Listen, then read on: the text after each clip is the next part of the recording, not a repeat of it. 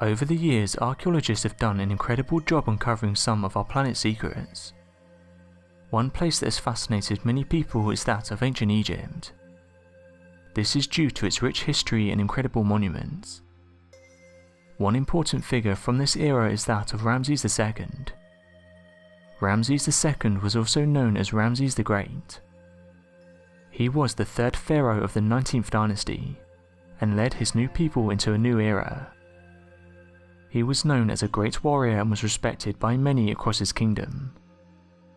During his time he had over 200 wives, 96 sons and 60 daughters. One of the reasons Ramesses the Great was viewed as godlike was because of the age he lived to.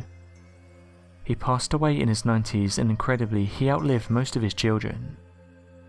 He ruled over Egypt for 67 years, and was perhaps one of the most admired ancient kings. Many giant statues of him have been found all across Egypt.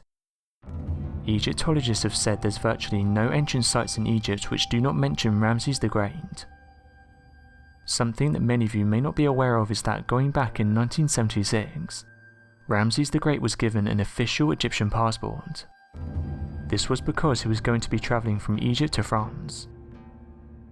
Archaeologists and Egyptologists have said the Great King was originally buried in a grand tomb in the Valley of the Kings. However, he was moved many times in fear of being stolen. Because of this, when he was eventually rediscovered, he wasn't in the best condition.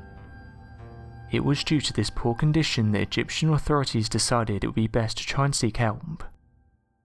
They found out that experts in France could help save the king, but weren't too happy with transporting the once great king. It turned out the trip needed to happen, so the ancient king ended up making the trip to Paris. Just because Ramesses the Great had passed away though, he still had to follow the rules. Egypt law states that anyone leaving the country has to have the correct paperwork, and this even applies to people who are no longer living. Ramesses the Great has his occupation as king. The Egyptian government later turned around and said they gave him the correct paperwork, so that it would ensure his safe return. After being sent to Paris, the researchers discovered he was around 5'7". Shortly after conducting their tests, he was sent back to Egypt. He is now on display in the Egyptian Museum.